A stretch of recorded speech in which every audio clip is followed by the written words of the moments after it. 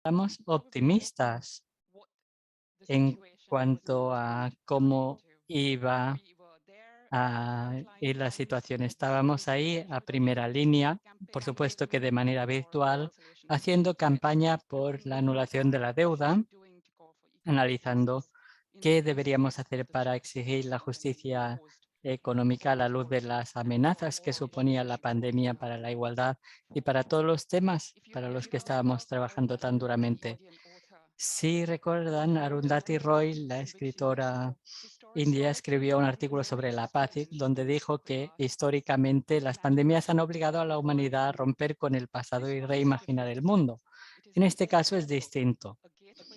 Es un portal entre un mundo y otro, pero desgraciadamente ese optimismo poco a poco se ha ido diluyendo y poco después de un año más tarde vemos una respuesta limitada a la crisis de la deuda tras el hecho de que los bancos multilaterales de desarrollo han fracasado en sus intentos de hacer una oferta del bien. La OCDE también ha mostrado su incapacidad de abordar los problemas de los flujos financieros ilícitos y la evasión fiscal de las empresas.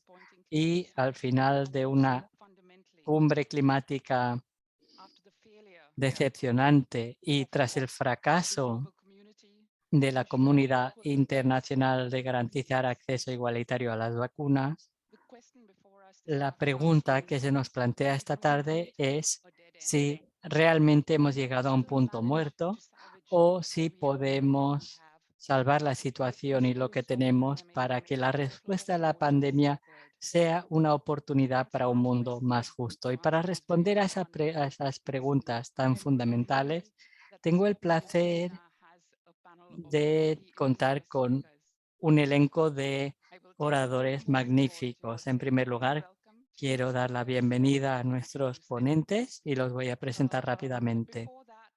Pero antes, permítanme darles algunas informaciones técnicas. En primer lugar, este seminario en línea está siendo grabado. Espero que nadie tenga inconveniente. En segundo lugar, este seminario cuenta con interpretación simultánea al español y al francés. Y ahora que llevamos tanto tiempo en Zoom, seguramente reconocerán el icono en la parte inferior derecha de su pantalla. Es un icono de un globo terráqueo. Ahí pueden seleccionar el idioma de su elección. Podrán también asimismo visualizar la grabación de este seminario en el canal de YouTube de Eurodad. Y por último, quiero dar las gracias a nuestros donantes para este foro Pan para el Mundo y la Unión Europea. De nuevo, bienvenidos, bienvenidas a nuestros oradores. Yo soy Jean Saldaña, soy directora de Eurodad. Desgraciadamente, Winnie Nyamiba, a quien esperábamos contar con nosotros como panelista, ha tenido una obligación de emergencia y la va a sustituir Jaime Atienza.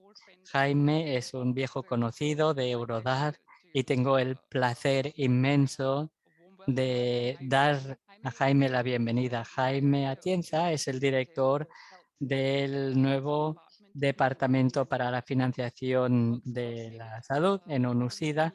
Trabaja de cerca con Winnie Byanyima, que es la directora ejecutiva. Es economista para el desarrollo con una larga carrera trabajando en cuestiones relaciones a la financiación del desarrollo con la sociedad civil, el mundo académico y la administración pública. Anteriormente lideró el trabajo de ayuda y desarrollo en Oxfam. Bienvenido, Jaime. También contamos con nosotros a Manon Aubry, que es eurodiputada desde el año 2019. Es también copresidenta del Grupo de la Izquierda en el Parlamento Europeo. Anteriormente fue directora de incidencia en Oxfam, Francia. Manon se une a nosotros desde el Parlamento Europeo en Estrasburgo y va a tener, desgraciadamente, que dejarnos a las 3 de la tarde para cumplir con su cometido parlamentario. Luego tendremos a Lydie Nakpil. Bienvenida, Lydie. Lydie es coordinadora del Movimiento Popular Asiático sobre Deuda y Desarrollo, APMDD, y es muy conocida en el movimiento por la justicia económica y para la justicia social y climática. Ha sido activista desde hace décadas y ha hecho campaña por la justicia económica, social y climática internacionalmente y también en su país, en las Filipinas. Es también miembro del Comité de Coordinación de la Alianza Global por la Justicia Final impositiva. Y luego, por último, tenemos a Hannah Breinholt, que es miembro de la Junta de Eurodad desde 2020 y es asesora en materia de políticas en Oxfam y BIS. También anteriormente era directora de política fiscal en ActionAid Dinamarca. Bienvenidas, bienvenidos Jaime, Manon, Lydie y Hannah. Dicho lo cual, les voy a explicar cómo se va a estructurar este seminario. Empezaremos con unas presentaciones de Jaime y de Manon. A continuación, abriremos el turno de preguntas para que puedan plantear comentarios y preguntas, tanto los participantes como los demás ponentes.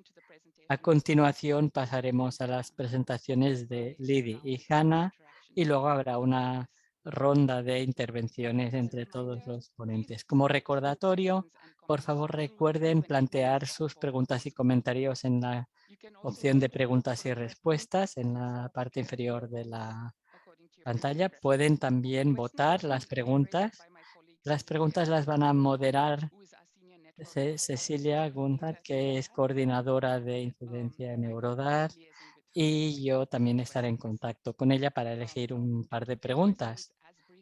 Por favor, asegúrense de que sus preguntas sean breves y si tienen alguna preferencia a la hora de quién debe contestar a su pregunta, por favor, indíquenlo también. Cada ponente dispondrá de unos 10 minutos para sus comentarios iniciales. Dicho lo cual, de nuevo, bienvenidas, bienvenidos. Y doy la palabra a Jaime para que su primera intervención. Jaime, tiene usted la palabra. Muchísimas gracias, Jan, y gracias también a Eurodad por esta amable invitación para Winnie Banyema. Debo decir que es una situación algo injusta porque tengo que hablar en nombre de Winnie y ustedes pues tendrán que escucharme a mí en vez de a Winnie, pero como somos amigos desde hace tiempo y las conozco, es un placer estar en este foro. Yo he estado preparando esta intervención de cerca con Winnie, así que espero poder aportar sus reflexiones a la sesión. Lo primero que iba a decir Winnie era reconocer la función importante que ha desempeñado Eurodad, Afrodad y Latindad y el movimiento popular asiático, así como otros actores de la sociedad civil, para dar forma a una agenda con visiones progresistas y con soluciones que se puedan llevar a la práctica. Es esencial. Es cierto que hemos pasado de la esperanza a la frustración desde el inicio de esta pandemia, pero también es cierto que la sociedad civil ha sido capaz de hacer escuchar su voz y ha encontrado alternativas y soluciones. Y hay otras fuerzas que nos han impedido que hayamos podido avanzar, pero es algo en lo que debemos seguir luchando. Como presentación también en esta primera intervención diré que el motivo por el que Winnie y ONU-SIDA como institución analiza la financiación para el desarrollo con una perspectiva fuerte para invertir más en el impacto de la conversación sobre financiación, para centrarse en SIDA, salud y las pandemias y los facilitadores como la educación o la protección social, pues es en última instancia porque inicialmente lo primero que acontecía antes de que llegara la pandemia es que la financiación de la sanidad estaba reduciéndose porque los pagos de la deuda estaban encareciéndose. Eso ocurría en muchos lugares del mundo. Al mismo tiempo, la financiación para poner fin al SIDA en 2030 se estaba nivelando en muchos países y habían donantes que estaban ralentizando sus aportaciones. Es importante mencionar que aún hoy, cada año, unas 600.000 personas en el mundo mueren de SIDA y de enfermedades relacionadas con el SIDA. Durante la pandemia de la COVID hemos visto cómo se han interrumpido algunos tratamientos. Hay una menor capacidad de detectar nuevas amenazas y como resultado veremos que hay un aumento en el número de casos y de fallecimientos. Y tendremos que seguir estrategias de cerca para poder hacer frente a estas amenazas. Habrá más personas en situación de riesgo y más costes en el futuro, así que la financiación de la salud para la salud universal y para el SIDA especialmente y para tener estrategias contra las pandemias será un mandato que deberá proseguir ONU-SIDA junto con otras agencias de la ONU y otros copatrocinadores de ONU-SIDA y voces de la sociedad civil. Permítanme centrarme en el núcleo duro de lo que vamos a compartir con ustedes hoy.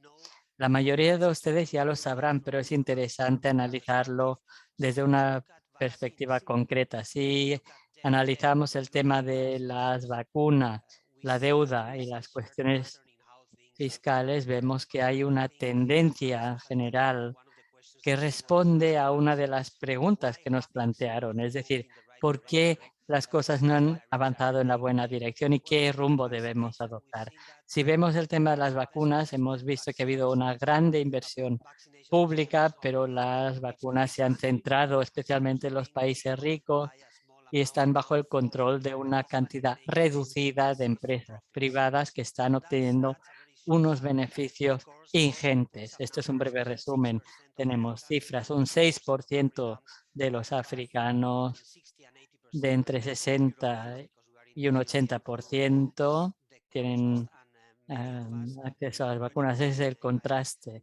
Y muchos de nosotros, es difícil decir cómo me siento yo cuando me están convocando a una dosis de refuerzo, estando aquí en Suiza, cuando la mayoría de la población que más lo necesita no ha recibido aún ninguna vacuna. Hemos visto que hay 120 países que apoyan la exención temporal propuesta por India y Sudáfrica para que se exima de los derechos de propiedad intelectual, también como solicitamos nosotros para que se comparta conocimiento ampliamente, pero eso no está avanzando y no está avanzando por el bloqueo de países de altos ingresos, países más ricos, países que están protegiendo a las empresas en sus territorios que en última instancia están impidiendo a las personas de otros rincones del mundo a que obtengan sus vacunas.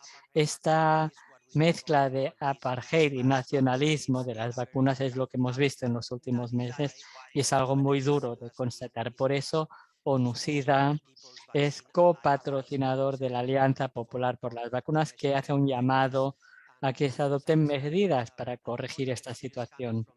Hay una experiencia importante del movimiento de la comunidad que lucha contra el SIDA, cuando tras años de lucha finalmente se logró que se obtuvieran medicamentos y antirretrovirales para atacar el SIDA a costes decentes en países. Y es la misma senda que hay que seguir, pero hay que hacerlo rápido porque es urgente y tiene implicaciones económicas y todos lo sabemos en este foro de políticas. La crisis será más larga, la recuperación será más dura y se alejará cada vez más para los países en vías de desarrollo si no se adoptan esas medidas. Por eso estamos desde UNICEF tan preocupados. La segunda cuestión es el de la deuda. Pasamos de las vacunas a la deuda. Antes de la crisis, había muchos colegas expertos que están aquí en esta sesión, no entraré en detalles, pero antes de la crisis ya estábamos en una situación de sobreendeudamiento, una situación muy dañina en muchas economías africanas y que tenía que ver con situaciones en países de distintas geografías, quizá no tan ampliamente, pero sí que había unas situaciones de riesgo Y con la pandemia al principio nos alegramos porque vimos una rápida respuesta de la comunidad internacional señalando que la deuda era un problema que merecía su atención. Vimos la iniciativa para la suspensión de la deuda que era limitada desde su inicio, pero decimos que era un primer paso. Pero ahora estamos viendo que dentro de un mes finalizará esa iniciativa y se ha obtenido muy poco de esta iniciativa. Si analizamos las cifras, vemos que para la mayoría de los países que se acogieron a esa suspensión temporal, se liberó menos dinero del que estaban perdiendo por la contracción fiscal. Y ese no es el apoyo que se espera en una crisis histórica cuando los países de altos ingresos están haciendo disponibles 17 millones para políticas contraciclo, mientras solo dan unas pequeñas cantidades de alivio temporal de la deuda y que tampoco han aumentado la ayuda oficial al desarrollo. Hay otro ángulo. Lo mismo que decíamos en el mundo de las vacunas, los beneficios estaban siendo protegidos y no se estaba poniendo en primer plano los derechos humanos. En el escenario de la deuda vemos que con esta iniciativa se esperaba que participaran los acreedores privados con un mecanismo voluntario. Nunca hubo una presión, no había un marco para impulsarles a hacerlo y los gobiernos que estaban bajo el G20 no tuvieron la fuerza suficiente en sus propuestas ni tenían mecanismos necesarios para garantizar la participación privada. Y de nuevo, los beneficios venían de los países de bajos ingresos, acreedores privados que estaban retomando su deuda que se había tomado a tasas de interés muy alto, con lo cual por una segunda vez se exponían los derechos y se protegían los beneficios. Y si analizamos la cuestión impositiva, y no hablaré mucho de ello porque sé que Manon hará hincapié en eso y eso es lo que hay que ocurrir, vemos que este acuerdo de un 15% mínimo de impuesto de sociedades, me centraré en dos aspectos porque hay otras cuestiones relativas a la imposición, pero se ha creado un periodo de gracia en ese acuerdo y hay una selección de países que se van a poder beneficiar para los países, pero no se ha dado un periodo de gracia a los países en vías de desarrollo para que paguen sus deudas, pero sí se ha dado a los países más grandes para adaptarse. No es una adaptación industrial, hay que desarrollar no hay que desarrollar nuevos instrumentos ni nuevas tecnologías, sino que se trata de compartir y pagar la parte que nos corresponde de impuestos. Y eso es otra manera de anteponer el beneficio a los derechos. Y he intentado analizar estos tres elementos porque hay un patrón común. Y para mí eso responde a la pregunta de qué ha ocurrido, qué ha impedido una respuesta ambiciosa y no ha habido voluntad de cambiar el curso de las cuestiones para anteponer los derechos al beneficio. Los desequilibrios de poder en la economía no han sido contrarrestadas. Ha habido algunas ideas iniciales, se han dado algunos pasos iniciales, pero aún estamos lejos de avanzar en la buena dirección. Y creo que si analizamos las oportunidades, podríamos decir que tenemos que ser creativos, tenemos que ser tozudos en términos políticos, porque estoy convencido y este es mi campo de conocimiento en estos campos. En la cuestión de la deuda, no hay un gran número de países que puedan acogerse a una reestructuración de la deuda pronto y es necesario, sin embargo. Será muy caótico porque no ha habido un sistema adecuado que se haya creado, así que hay que avanzar en estas propuestas. Al mismo tiempo, debemos colaborar con distintos actores para incluir estas acciones e intentar encontrar los aliados necesarios en las instituciones internacionales como en la ONU, como en nuestra agencia y muchas otras agencias dentro del sistema de las Naciones Unidas. Y tenemos que encontrar líderes y voces políticas, líderes del sector privado y de los movimientos sociales. Hay que reunir esas voces y debemos también aprovechar al máximo el hecho de que hoy la salud y la inversión en las pandemias y la salud no son inversiones blandas, porque sin esa inversión no podrá haber una recuperación económica sólida. Esta es una oportunidad que debemos explorar. Debemos asegurarnos de que cuando hablemos de recuperación y de una nueva fase de crecimiento, no se trate de infraestructura verde solamente, sino que también se adopte un enfoque basado en derechos, que es un componente esencial para la recuperación. Lo dejo ahí, Jan y estimados colegas, y estoy ansioso de poder escuchar a los demás ponentes y de disfrutar de esta sesión. Gracias. Jaime. Muchas gracias por estas palabras de apertura, Jaime.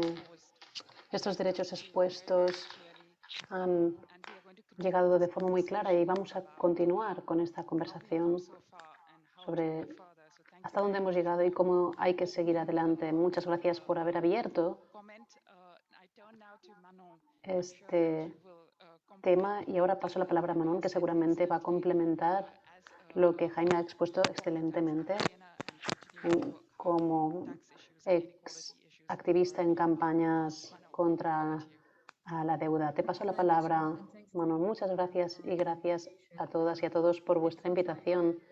Parece que es una reunión de amigos, de viejos amigos, a viejas amigas y viejos amigos, porque tenemos el punto en común de haber estado en Oxfam y de la lucha contra las desigualdades fiscales y de deuda y económicas. Por lo tanto, estamos todos en la lucha de una manera o de otra. Ahora voy a pasar al francés, que seguramente será más fácil para mí. Como no tenemos interpretación, creo que me voy a pasar al francés si no os importa. Me será más fácil expresarme en mi lengua. Espero que habéis podido cambiar todos a la lengua que necesitáis. Voy a completar lo que ha dicho Jaime, intentando hacer un balance de... desde el principio se dijo que íbamos a salir pronto de esta crisis COVID y vemos que estamos lejos de la salida. Y hemos visto que nuestras sociedades se han debilitado aún más. Y esta crisis ha venido como requebrando, aumentando increíblemente el nivel de desigualdades que era ya enorme en nuestras sociedades. Por lo tanto, nos encontramos con personas que están fuera de nuestro sistema de protección social. Va desde los estudiantes que perdieron sus trabajos, las familias que caen en la precariedad, vemos las filas de esperas delante en los lugares donde distribuyen comida, incluso en países súper ricos. Vimos que había contratos muy cortos y muy precarios que globalmente no tenían ayudas previstas, trabajos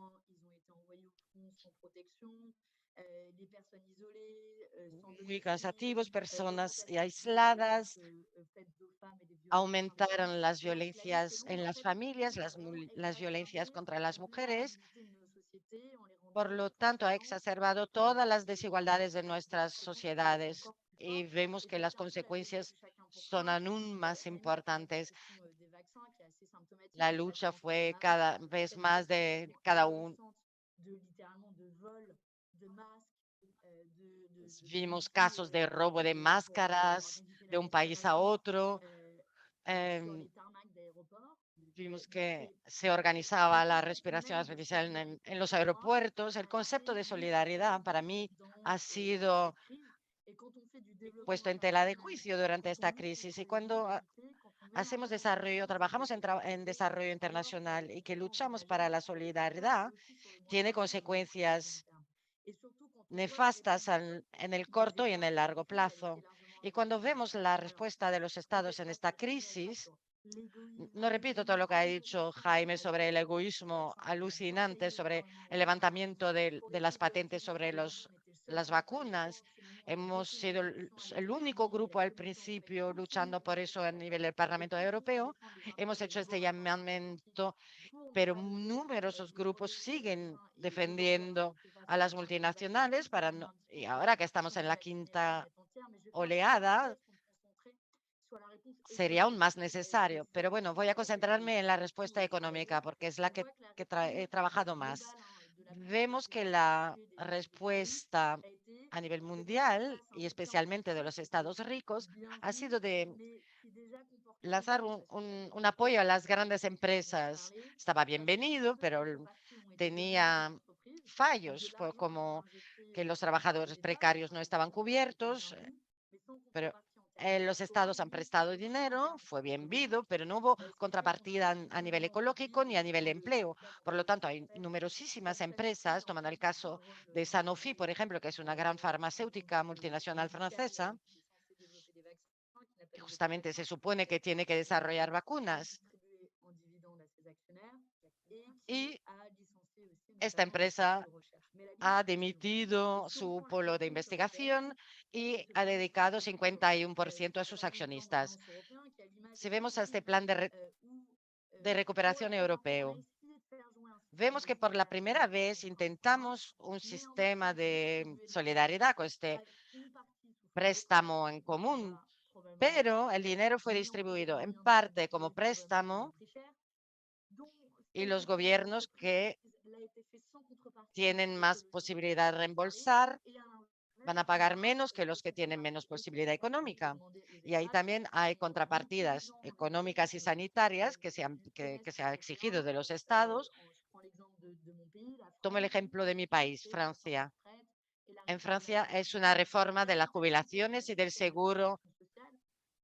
Vamos a cortar más en el sistema de seguridad social, el sistema que es el único que es capaz de proteger a las personas de las crisis tal como las que estamos viviendo con la COVID. Pero para concentrarme sobre la parte fiscal,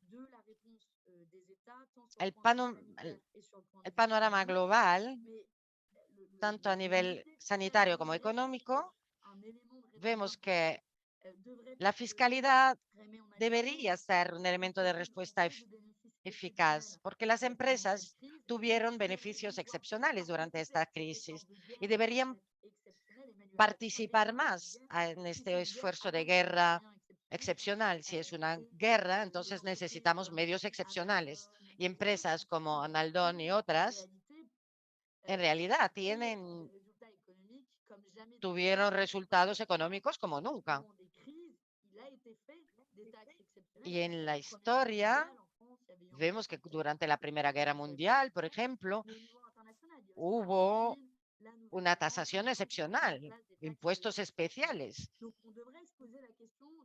Y deberíamos preguntarnos cómo financiar esta crisis y creo que esta financiación debería pasar por la anulación de la deuda para los países pobres, pero también a nivel del Banco Central Europeo, pero debería pasar también por el mecanismo fiscal, con unas tasas excepcionales sobre los que se aprovecharon de la crisis y examinar en su totalidad nuestro sistema fiscal.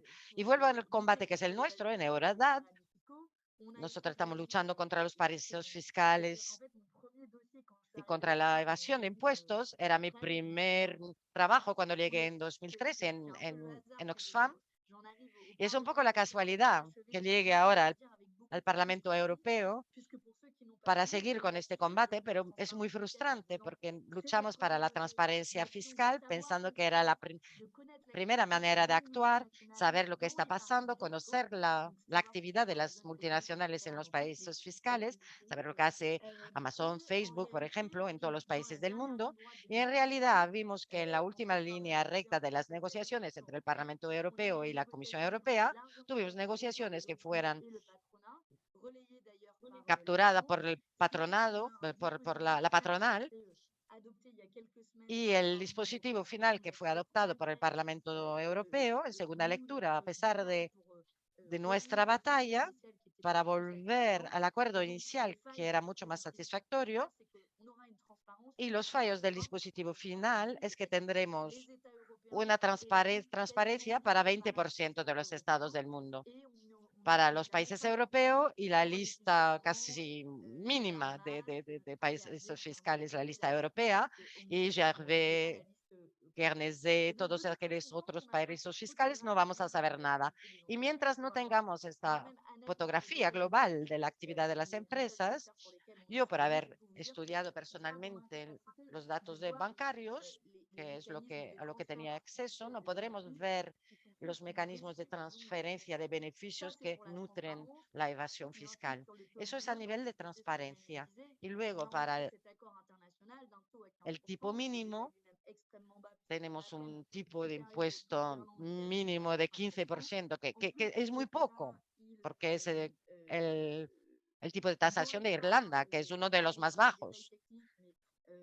No voy a entrar en detalles técnicos, pero vemos que en los dispositivos de exoneración fiscal tenemos un acuerdo en el tipo, pero no tenemos un acuerdo de los datos sobre los cuales nos basamos para determinar lo que hay que tasar. Evidentemente, y Jaime lo mencionó, los países del sur serán los que van a perder en este acuerdo a nivel internacional. Al principio participaron en la OCDE, en el proceso BEPS, pero no fueron oídos porque ellos estaban con 21%, nosotros defendíamos 25% de tasación, no es un tipo nada escandaloso. Es un tipo de tasación mucho más justo que, por ejemplo, el IVA, que es un impuesto injusto porque está pagado por todos, incluso los más pobres. Entonces tenemos un tipo de 15% muy rebajado cuando podíamos esperar 3 veces más. Entonces, para concluir, ¿cómo salir de esta situación con perspectivas positivas, al ser posible? Porque todo eso era muy deprimente. Yo sigo siendo activista, a pesar de mi posición de europarlamentar. Hay batallas que podemos ganar, porque en esta crisis hubo un consenso sobre las consecuencias de las políticas de austeridad que han debilitado los sistemas de protección social, como el hospital público, y hay muchas recomendaciones de la Comisión Europea que pedía cortar los gastos de salud. Y vimos durante esta crisis que los que fundan los dogmas mismos del liberalismo europeo, el semestre europeo que organiza la gobernanza económica europea y la austeridad, la intervención de Estado para ayudar a empresas en sectores estratégicos como el ecológico, todo eso, todas estas reglas se suspendieron hasta al menos 2023 y nos permite poner de nuevo en tela de juicio estas reglas y es la batalla que vamos a llevar. Yo creo que necesitamos a líderes. Y si no fuimos capaces de ponernos de acuerdo sobre una tasa de 25%, entonces tenemos que poner en marcha lo que decía Jaime, un déficit fiscal como para que si no se pierde ese dinero, las administraciones fiscales disponen de estos datos. Por lo tanto, podemos recuperar este dinero calculando lo que dejamos de ganar entre el tipo de interés a nivel nacional y el tipo de interés que queríamos imponer de 25% sobre la base de la actividad económica real de estas empresas, porque las haciendas de cada país tienen estos datos. Es lo que vamos a lanzar en 2022, pero creo que necesitamos de una coalición a nivel político, en el sector político y asociativo, para decirle que no podemos quedarnos con este tipo mínimo de 15%, porque si no, al final son recetas fiscales que vamos a necesitar a nivel europeo y a nivel mundial, en una situación en la que los países del sur son los que van a pagar más. Y necesitamos eso para hacer frente a la emergencia social y la emergencia sanitaria. Toda la parte de financiación y pérdida de daños que, como vimos en la COP, los países del sur, que son los primeros en sufrir del cambio climático, los países del norte, que son los mayores responsables, no quieren asegurar las financiaciones para los países que están sufriendo las mayores consecuencias. Eso es lo que quería decir para que tengamos perspectivas de acción común. Espero que podamos continuar a tener, sí, personas que estén dispuestas a defender que vayamos más allá de estos mínimos internacionales. Tenemos que romper este círculo vicioso y entrar en un círculo virtuoso.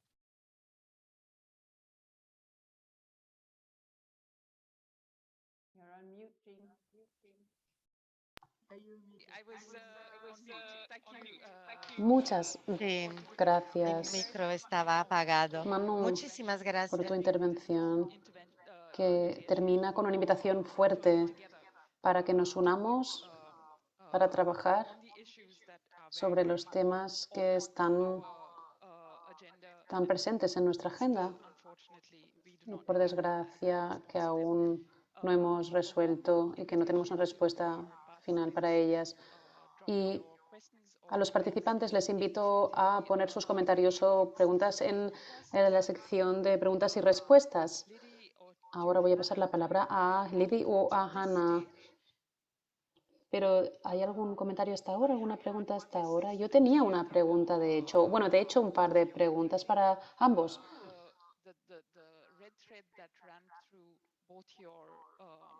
El hilo rojo que unía ambas intervenciones y uno de los temas principales sería que hay muchos países que no están en la mesa de negociaciones, ya sea sobre el tema de vacunas y el acceso a las mismas o en cuanto a la negociación de regulaciones fiscales.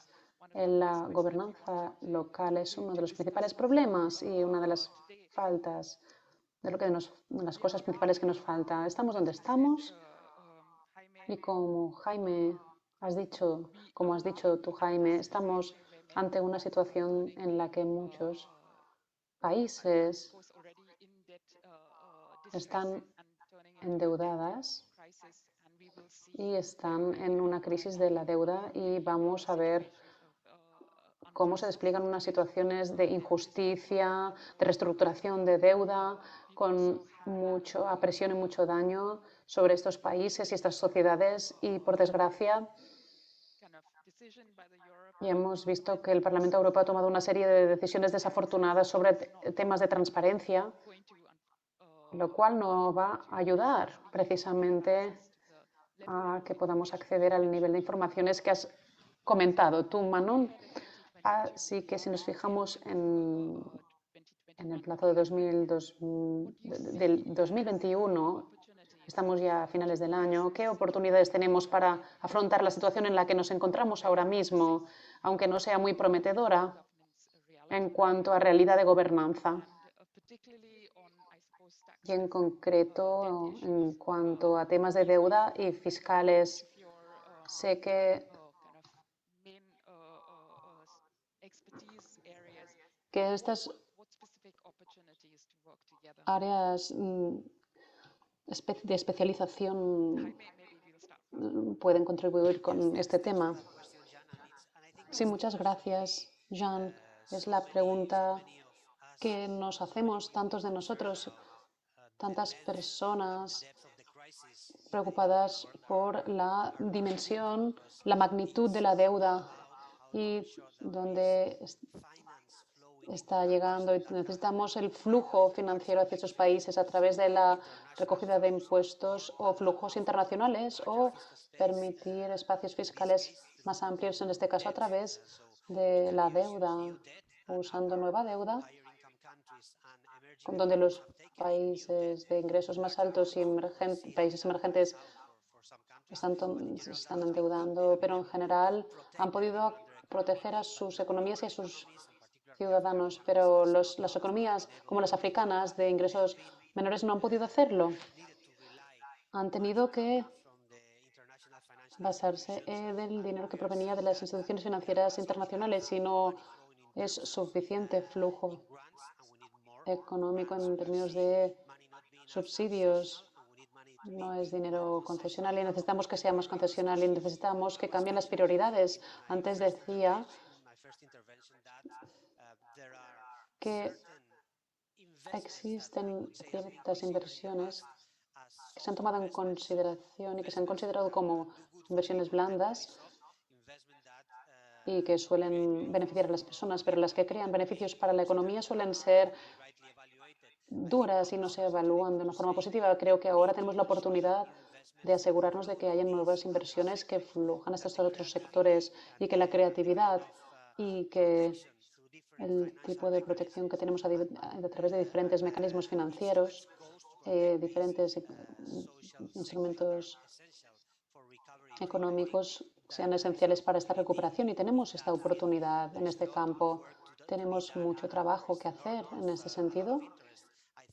Mucho interés también a nivel mundial. Yo diría que en la Unión Europea también hay mucha voluntad de encontrar caminos para conseguir una recuperación más estable. Si nos fijamos en la deuda, específicamente, concretamente en la deuda, que cuelga sobre tantos países, no veo que haya buenas noticias en el futuro inmediato. Tendremos que esperar a ver qué ocurre. Sabemos que la semana que viene tenemos el FOCAC, el Foro de Cooperación entre China y África, y hemos oído que tenemos un alivio de la deuda sobre demanda y iremos a caso por caso. Lo tomaremos caso por caso, pero esto es lo que está pasando por un lado, que por el momento es un sistema que es el marco común y de momento muy ineficiente, no está trayendo resultados positivos, pero poder hablarlo con las personas que están dentro, en instituciones financieras, que están trabajando codo a codo con los gobiernos, es positivo. Y hay un pensamiento compartido que sabe, que conoce que habrá un problema enorme y el marco común ha tardado 7 o 8 meses para ningún resultado en 3 países que tenemos que fijar, tenemos solo aparcado 3 países y tenemos que fijarnos en 16, 17 países que están bajo un estrés de deuda muy fuerte. Tenemos que la sociedad civil también luche por tirar adelante otro mecanismo para abordar la crisis de la deuda y que tiene que pasar por las Naciones Unidas, que una mayoría de países ha apoyado. Esto sería una avenida que explorar porque necesitaremos este sistema.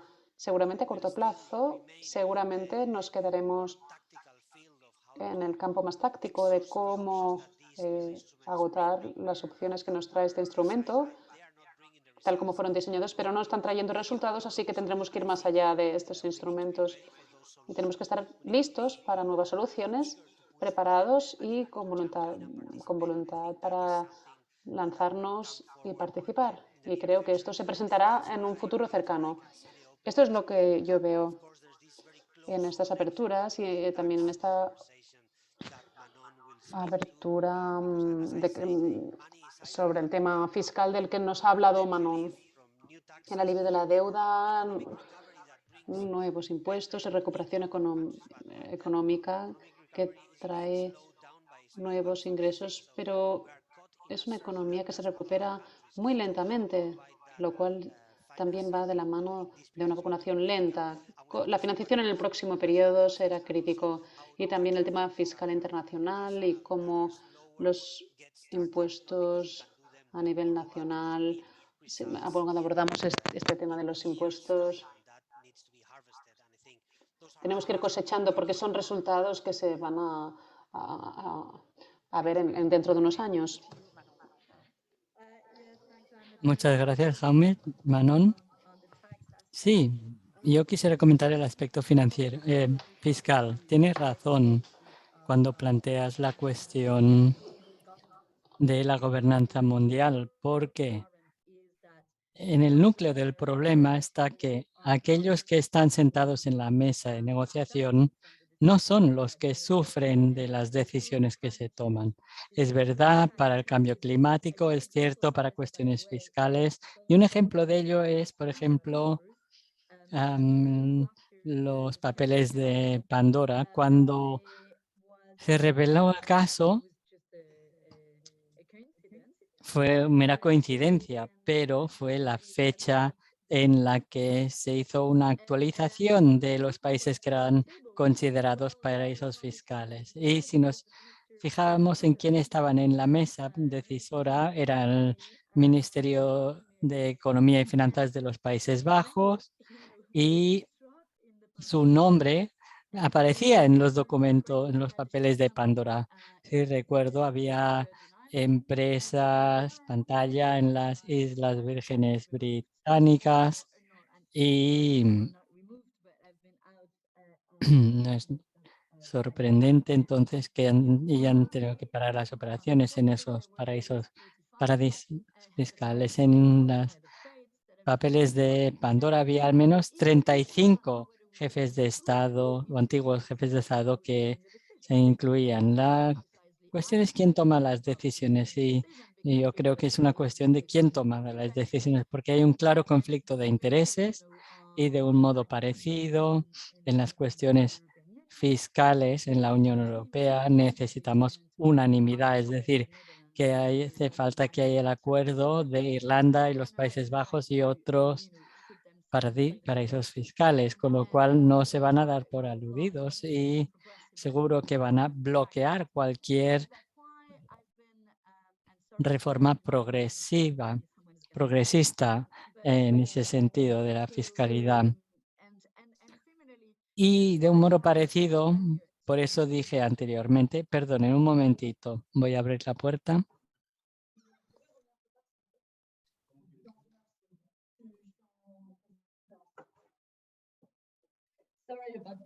Perdón por esa interrupción. Por eso antes dije que necesitamos que haya estados que vayan más allá de ese consenso mundial, porque no vamos a poderles convencer de que cambien el sistema. Tiene que haber un núcleo de estados que muestren en el camino a seguir. Eso es un aspecto. Y lo segundo que quería decir es que habrá oportunidades en el futuro, incluyendo. Estamos esperando un paquete fiscal de la Comisión Europea que se va a publicar el 22 de diciembre. No sé si será un regalo de Navidad o no, pero este paquete fiscal debería incluir imposición fiscal directa, así como la cuestión de la distribución de recursos. Como dije anteriormente, si comparamos al plan de recuperación, hacen falta más recursos y también un paquete de medidas para las empresas pantalla. En cuanto a la imposición fiscal mínima, será una lucha a ver si logramos ir más allá del acuerdo global. Creo que habría que ser más progresistas a la hora de reducir la brecha fiscal en cuanto a la base imponible, pero también en lo que se refiere a los derechos mínimos. Sé que quizá me siento algo sola en esa lucha en el Parlamento Europeo, pero sí que creo que hay un consenso ahí fuera en el Parlamento de actores externos como los países del sur, actores de la sociedad civil y más generalmente de la sociedad en general. Si preguntas a la gente en la calle, a nadie le parece normal que las grandes empresas no paguen los impuestos que le corresponden. Así que hay que construir un consenso externo para que ese consenso entre por las puertas del Parlamento, que vive de una manera muy hermética a todo lo que acontece fuera, ¿no? Y espero que ustedes también desde las distintas organizaciones nos ayuden a avanzar esa agenda progresista. Será la máxima prioridad empezando ya en 2022 sobre ese paquete que mencioné sobre esas 3 normativas que vamos a elaborar. Eso podría marcar una diferencia, pero por supuesto que dependerá del nivel de ambición y vamos a intentar que el nivel de ambición sea el máximo posible. Gracias. Muchísimas gracias, Manon. Yo creo que escuchando lo que has dicho, a mí me parece claro y seguro que a los demás también les parecerá claro que aunque esta pandemia no ha sido solo una pandemia sanitaria, sino que también es una pandemia de mayores desigualdades. Y por eso, como decía Jaime, necesitamos una fuerte inversión pública en los sectores sociales porque son esenciales para recuperarnos de esta crisis. Evidentemente que en el debate sobre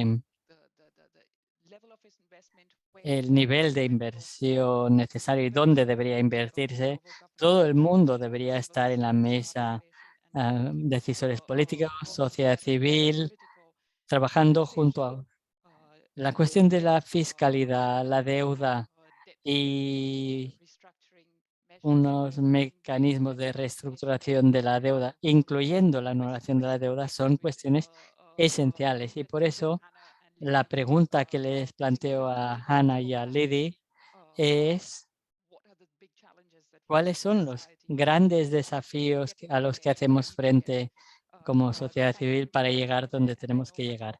Gracias, Jaime. Sé que Manon tendrá que dejarnos pronto, así que muchísimas gracias, Manon, por sus intervenciones y por aceptar la invitación y por esa invitación a actuar de manera conjunta. Esperamos poderlo hacer en el año próximo. Ahora le daré la palabra a Lydie. Lydie tiene la palabra. Muchísimas gracias, Jean. Es un placer estar de nuevo con ustedes en este foro político de Eurodad y sin duda hará falta una movilización sin precedentes de inversión. Es urgente, es necesario no solo para la supervivencia de las personas, sino para que pueda transformarse el sistema para resolver las múltiples crisis a las que hacemos frente. Y es un honor para nosotros trabajar con ustedes en muchos de estos frentes tan importantes. Uno que se ha mencionado es que hay que reforzar el movimiento global de la deuda para exigir una anulación incondicional de la deuda para todos los países en vías de desarrollo y que se hagan cambios también en las relaciones económicas internacionales y las políticas para romper este círculo vicioso del endeudamiento. Como todas sabemos, y como dijo Jaime, la respuesta de las instituciones financieras internacionales, el G20 y de los demás prestamistas en el problema de la deuda a la luz de la pandemia ha sido patética. Los 4 segmentos adoptados por el FMI, el último mes para la anulación de los pagos de la deuda para menos de 30 países, solo ha resultado en 802 millones de dólares. Nada en comparación con los 400.000 millones de pagos externos de la deuda de países de ingresos medios y bajos. El DSCI del G20, que concluirá este mes de diciembre, solo ha supuesto 5.000 millones en equivalencia de pagos de la deuda suspendidos en 2020 en 40 de los 73 países que pudieron acogerse. Estas iniciativas no solo no han cumplido con lo necesario, sino que la respuesta fiscal a la pandemia va a dejar al sur global con problemas de la deuda peores.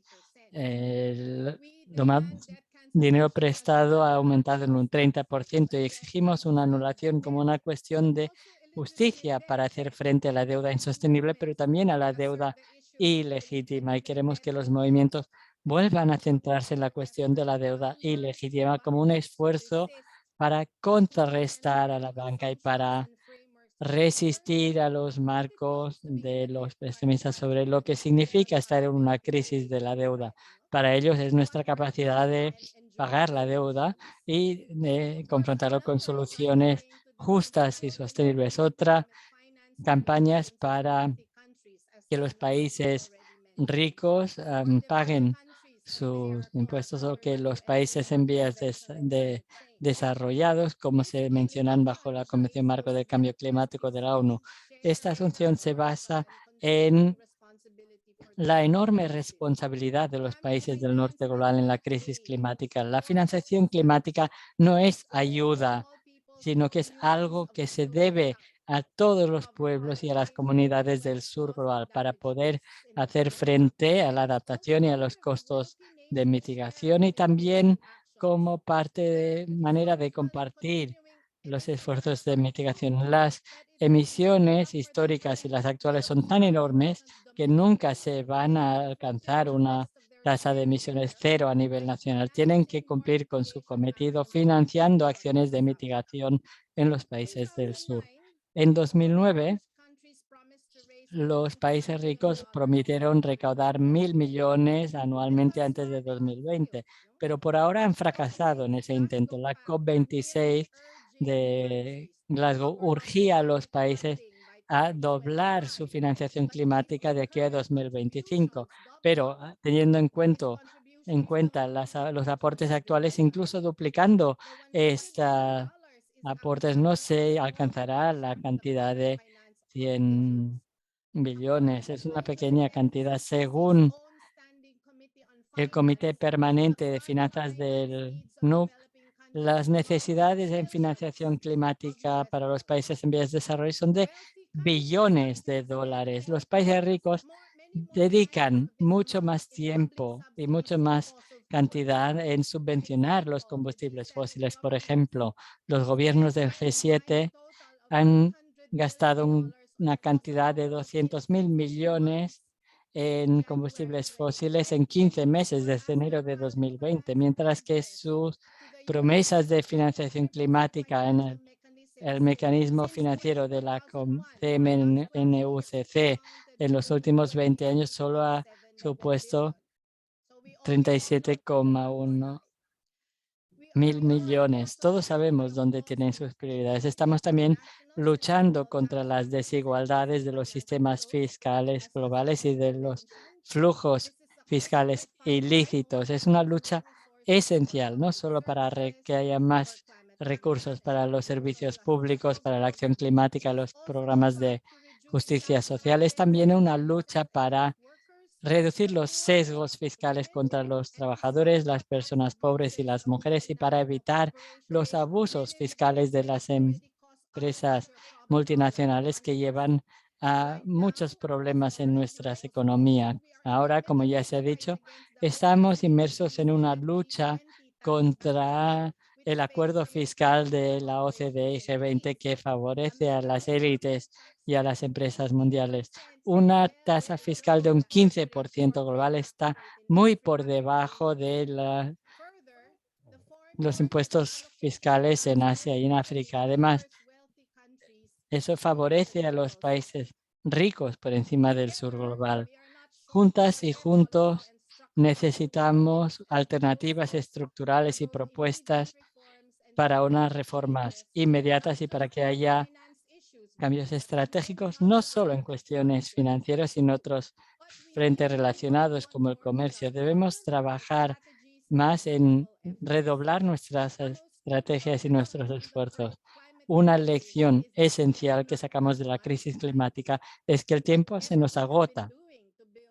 Lo que hayamos hecho para luchar para que haya cambios estratégicos e inmediatos tiene que redoblarse en velocidad y en intensidad. Tenemos que presionar a nuestros gobiernos para que dejen de actuar como siempre y que sean ambiciosos en su acción climática, pero a la vez también tenemos que ponernos en un desafío a nosotros mismos para que nuestros movimientos sean más ambiciosos y más inteligentes y que trabajemos más rápido y más duro por el cambio social. Eso pasa por cambiar el equilibrio de poder y las relaciones de poder como parte de las realidades que vivimos, porque los que ocupan el poder hoy son los mismos que se benefician del sistema que queremos cambiar. Muchas gracias.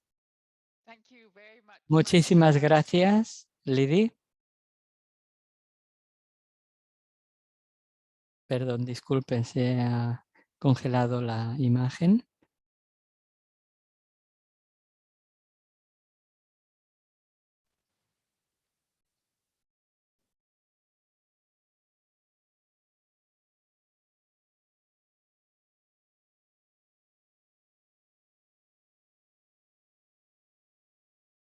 última de los 4 y es después de estas 3 intervenciones es difícil hablar la última, pero haré todo cuanto pueda para retomar desde donde dejaron los demás. Mencionaron muchas de las cuestiones que yo iba a mencionar y yo estoy totalmente de acuerdo con casi todo lo que se han dicho. Entonces, una de las cosas en las que quería profundizar son algunos de los puntos que he mencionado. Hemos hablado bastante de fiscalidad y estoy de acuerdo en que necesitamos más impuestos, necesitamos que sean impuestos progresivos para que no haya impuestos que afecten más a los más pobres. Eso sin duda es importante. En cuanto a la deuda, se ha hablado mucho de ello, pero hay muchos vínculos entre la imposición fiscal, la deuda para los países sobreendeudados y bueno, sí que hay que recaudar impuestos, pero eso acabará alimentando un agujero negro. Jaime habló de la crisis de la deuda y del hecho de que creo que el año pasado hubo 64 países que pagaron más en pagos de la deuda que en servicios sanitarios. Este año también tenemos 34 países de bajos ingresos que pagan 5 veces más en pagos de la deuda que en servicios básicos como la sanidad. Y en cuanto a la cuestión de la financiación climática, Lydie nos habló sobre cómo los países no han cumplido con sus promesas. Colectivamente, por año, tenían que haber recopilado 100 billones, pero de lejos no han alcanzado la cifra. Y para acabar de empeorar las cosas, muchos países están involucrados en en ejercicios de revestir de una pátina verde sus actividades, y me referiré a mi país, Dinamarca. Dinamarca lo que hacen es pintar con una pátina verde la cuestión de la ayuda oficial al desarrollo. Dinamarca es uno de los 4 países que dedica un 0,7% de los impuestos a la ayuda al desarrollo. Es una promesa que adquirió en el 1970, pero se está tomando una parte de esa ayuda al desarrollo y se le está etiquetando como financiación climática. En Oxfam hicimos un informe sobre financiación climática y vimos que solo un 20% de la financiación climática se da como concesión y un 80% se da en forma de préstamos u otros instrumentos que no son concesiones. Si pensamos en ello, cuando se da un préstamo, ese préstamo tiene que pagarse y viene con intereses, ¿no? Y eso acaba empeorando aún más las cosas. Y sobre la ayuda oficial al desarrollo, hay 4 países que cumplen con su promesa de hace 51 años del 0,7%. No es nada impresionante. Hay países como el Reino Unido que se ha salido de ese acuerdo diciendo que estaba en situación difícil por la crisis de del coronavirus. Pero hay muchos países que estaban mejor posicionados para hacer frente a la crisis y los países ricos no han cumplido con su parte, no han estado siendo todos los solidarios que deberían. El título de este seminario es si hemos llegado a un punto muerto o a una ventana de oportunidad. Lo que vemos es que no es una vía de salida, sino que se han magnificado los problemas a los que ya hacíamos frente. Se han empeorado más. Tenemos más desigualdades que antes de la crisis y es algo a lo que ya se ha hecho referencia, ¿no? Tenemos también a los grandes beneficiados por la pandemia, y hemos visto, Oxfam y otros también han trabajado, hemos demostrado que hay dinero, que los multimillonarios han ganado billones, mientras hay personas que han perdido sus empleos, tienen dificultades para llegar a fin de mes y hemos visto muchísimas muertes. Es terrible. Así que cuando decimos que hay una crisis financiera y que es difícil recaudar fondos, es cierto, pero hay dinero ahí. Hay que encontrar una manera de distribuir de una manera más justa ese dinero en vez de que sean los hombres blancos y ricos que sean los accionistas de estas grandes empresas. Hay que ver cómo podemos distribuir esos beneficios de una manera más justa. En un informe del año pasado en Oxfam demostramos que había unos cálculos que decían que 17 de las 25 empresas estadounidenses más grandes iban a ganar 85.000 millones de dólares más que el año anterior. Y ese beneficio en ese momento hubiera podido pagar pruebas y vacunas para todo el mundo. Es una locura. Así que el dinero está ahí, pero está en el lugar equivocado. Está ahí parado. Así que ahí hay algo en lo que debemos trabajar. El dinero está ahí, como ya he dicho, pero está engrosando los bolsillos de los súper ricos mientras se sigue violando los derechos de las personas. Esa era una cuestión también que quería mencionar. Y luego, ¿cómo hemos terminado en una situación como esta? ¿Por qué los países no han hecho nada? ¿No? Si hay dinero ahí, ¿por qué está en los bolsillos de unos pocos? Bueno, los países pobres se encontraban en una situación difícil, no estábamos preparados, no estábamos equipados y eso no sirve de excusa para no actuar con solidaridad y no hacer nada al respecto. Y luego están todas las empresas farmacéuticas. Algunas muy rápidamente han aprovechado la oportunidad de obtener más beneficios. Como he dicho antes, algunos han ganado una cantidad ingente de beneficios y seguramente desde su punto de vista también he hecho lobbying. Jaime lo mencionó al inicio. Una de las cosas que podríamos hacer es eliminar las patentes. Eso ayudaría en la producción de vacunas. Otros podrían producir las vacunas. Lo vimos ya con los medicamentos para el VIH y el SIDA. Cuando se eliminaron las patentes, los precios de producción se redujeron dramáticamente. Antes eran de 10 a 15.000 dólares por paciente y ahora se ha reducido a 300 dólares por paciente gracias a la competencia de los medicamentos genéricos. Es algo que hay que tener en cuenta. Las cosas pueden cambiar si existe voluntad de hacerlo. Pero ¿por qué no está ocurriendo? Bueno, yo creo que los países no han estado presionando lo suficiente. Seguramente habrá intereses nacionales.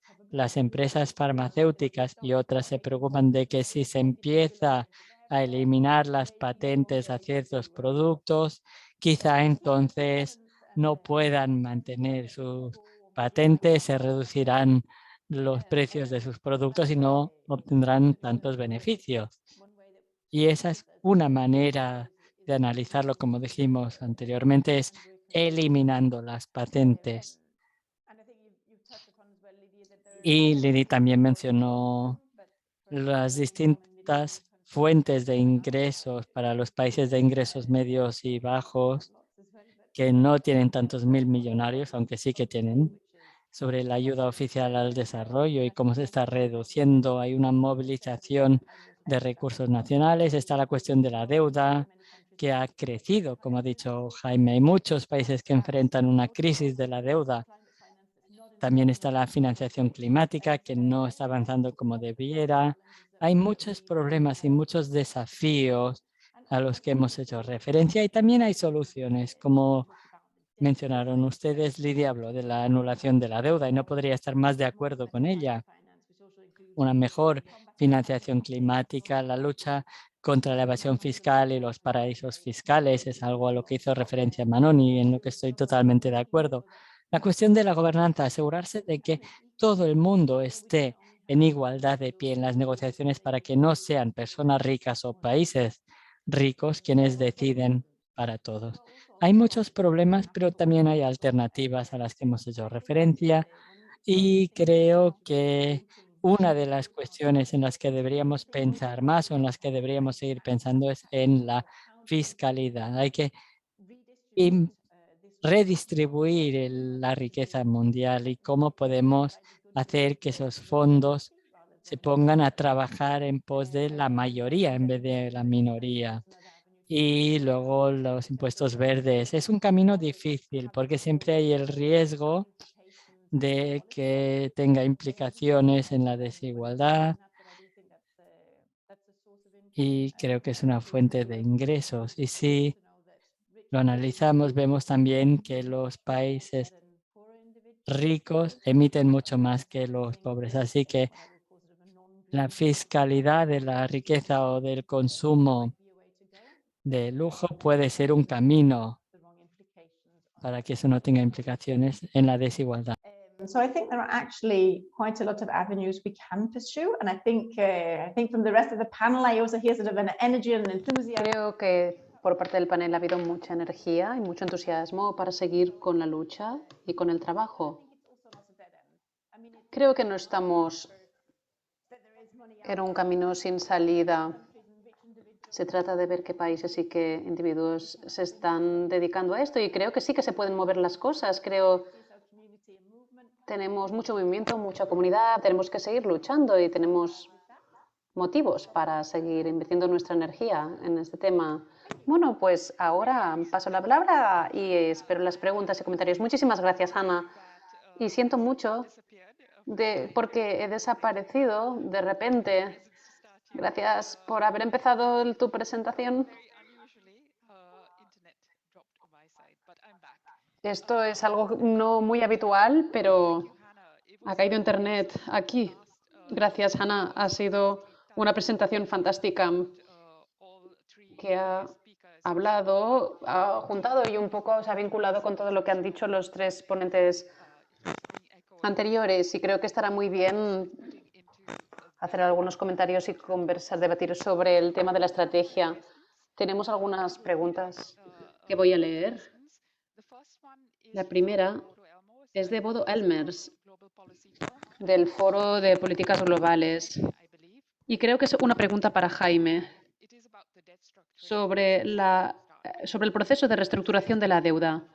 Dice que el gobierno de los países endeudados tienen que tomar la iniciativa normalmente y esto no ocurre. Muchas veces no ocurre lo suficientemente rápido. Prefieren seguir pagando a acreedores, incluso aunque su gente esté sufriendo de hambruna y de enfermedades. ¿Puede ayudar las Naciones Unidas a convencerles, las Naciones Unidas y las entidades del Sistema de Desarrollo de Naciones Unidas en sus operaciones a nivel de país? ¿Qué opinas de esta pregunta, Jaime, de crear un fondo común para países que están en ese estrés, en esa situación de deuda insostenible para llegar a la cancelación de la deuda? Y luego una pregunta de Nicola Scherer de ODG, de Alidina Abzil. Has realizado un análisis excelente, pero cuando se trata de seguir trabajando y los siguientes pasos a seguir, no estoy de acuerdo en que la sociedad civil tiene que trabajar más.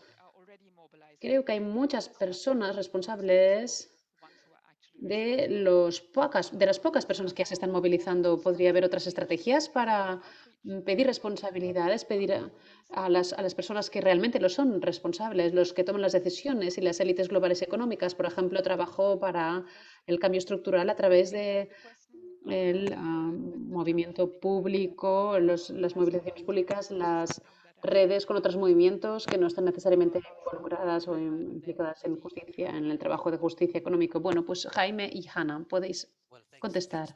Muchas gracias por esa pregunta. Bodo, no puedo dar una respuesta con conocimiento pleno porque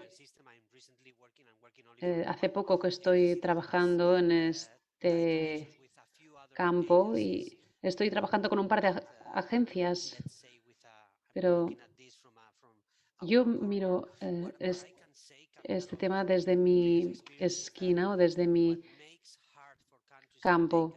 Lo que hace que sea difícil, creo, que los países tomen un primer paso es que se sienten que están en la oscuridad y que salir y decir que tenemos un problema, porque el hecho de que no tenemos un marco para soluciones actualmente es una falta de incentivos, un desincentivo total, porque no sabemos lo que va a ocurrir a partir de ahí, de salir a la luz, salir a la palestra y exponer su situación. Muchos de nosotros cuando vimos que sería bueno tener una iniciativa colectiva y unas 80 países estuvieron de acuerdo en decir que se tenía que aportar más, pero lo que se necesita es un sistema que tenga regulaciones predecibles donde los países no van a ser castigados, no diré premiados, pero donde exponer una situación no les lleve directamente a un camino de represalia, sino que les pueda poner en el camino de una solución. La reacción que se encuentran es llamar al FMI por teléfono, explicar la situación y preguntar cuáles son las opciones, cómo podemos actuar a partir de aquí. Podemos empezar en una mediación para entrar en un diálogo entre las diferentes partes. Creo que ese sería uno de los problemas grandes con los que nos encontramos. No tenemos un sistema para procesar situaciones de crisis. Y nos encontramos en esta situación desde hace mucho tiempo. Sabemos que cuando se trata de procesar las crisis, después de HIPIC, el mecanismo que facilitó mucho alivio de la deuda, pero hay que recordar que fue un alivio de la deuda para unos muy pocos países y que tardó entre 8 y 9 años para que estos países pasaran por ese HIPIC. Que es como empezar un HIPIC ahora, no tendríamos resultados hasta el 2028, después de muchos esfuerzos y muchos años. O sea que las cosas tienen que solucionarse más rápidamente. Tenemos que tener normas transparentes, comunes, donde si los países deciden salir a la luz para decir que tienen un problema no serán castigados. Este no es el caso actualmente.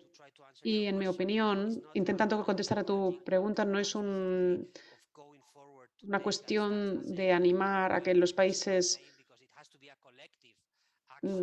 digan que van a dejar de pagar, sino que necesitamos un sistema organizado, correcto, que nos permita una situación en la que los países puedan decir,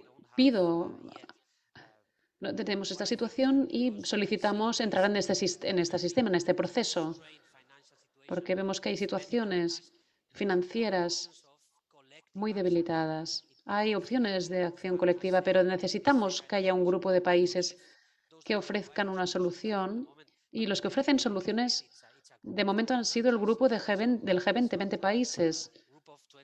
Es un grupo de 20 países que tienen economías sólidas, aunque tenemos algunas dificultades, pero estos no son los grandes actores de este problema. Son otros también los países que deben involucrarse en esta solución, en el tratamiento de la deuda. Y actualmente se trata de un sistema sin reglas. Se necesita financiación mejor que lleve a la cancelación de la deuda. Muchos países necesitan la cancelación de la deuda, pero no tienen ni siquiera un foro donde puedan expresar lo que necesitan y lo que van a hacer y qué impacto positivo va a tener esto sobre nuestros ciudadanos, nuestra población. Siento no haber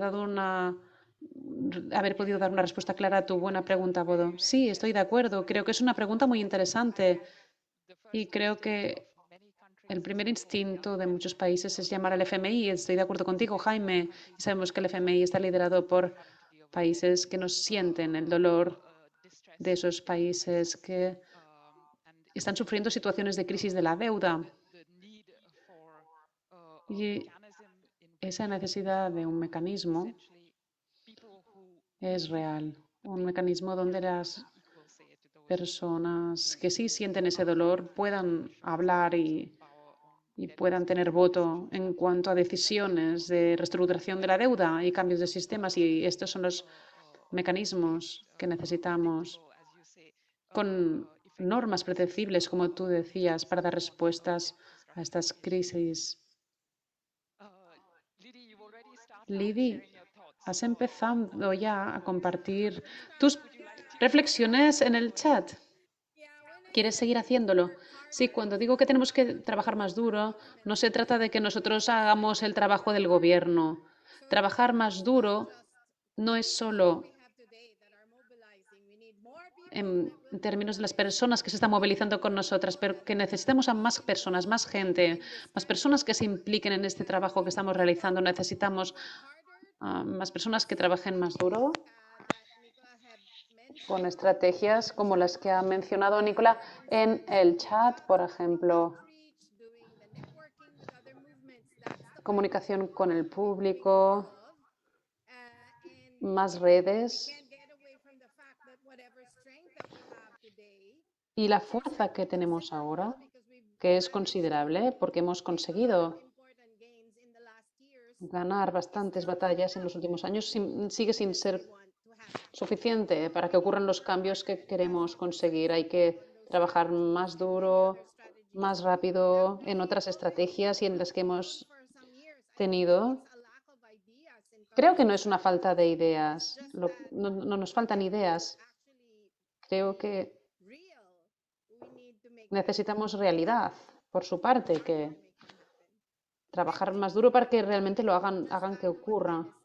Y solo para añadir un detalle a lo que decía Jaime, además de explorar cómo el sistema de las Naciones Unidas puede construir esa política en los gobiernos del sur, nosotros también en el sur tenemos que pedir a los gobiernos de nuestros países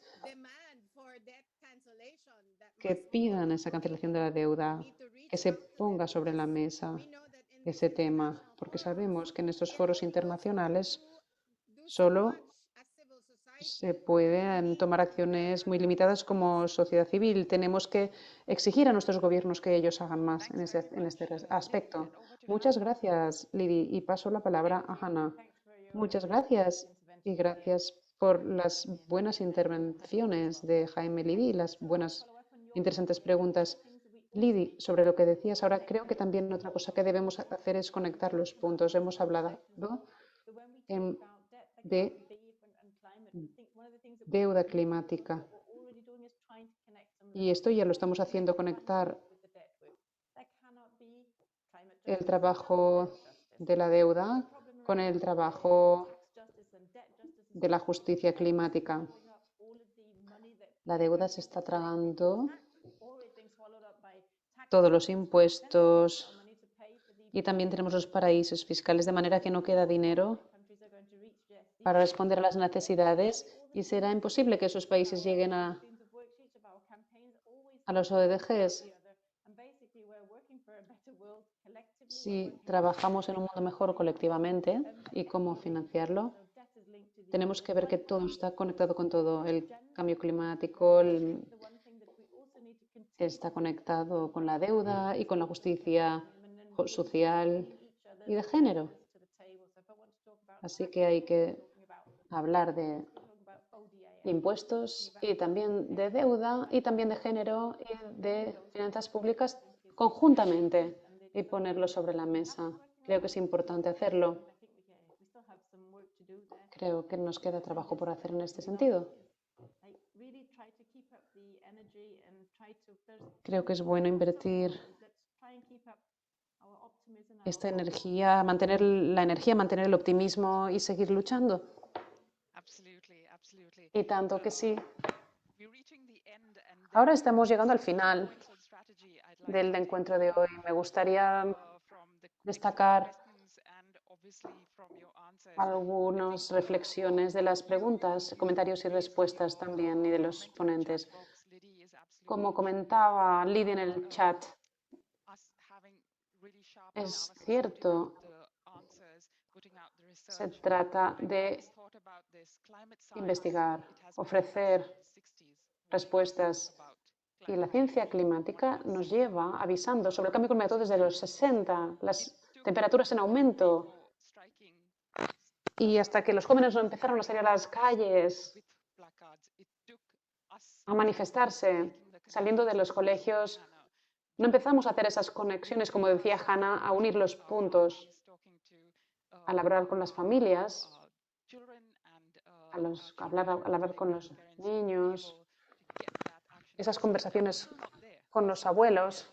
Nos dimos cuenta de todas estas cosas y aún no hemos llegado a conseguir los objetivos que tenemos, pero sí hemos movilizado Hemos hecho movilizaciones y hemos realizado muchas acciones. Finalmente, como decía Lydie, se trata de que los gobiernos sientan ese dolor para que creen esa gobernanza local que necesitamos, para que con confianza puedan hablar de sus problemas, que los pongan sobre la mesa, que los saquen a la luz, sabiendo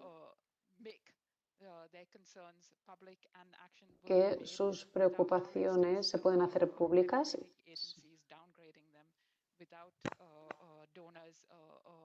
sin que las agencias de tipo de cambio les penalicen, sin que tengan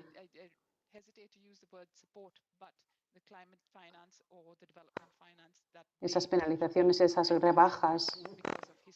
Están además con pleno derecho a acceder a estas ayudas por esa justicia climática, por esa deuda climática, por esas emisiones históricas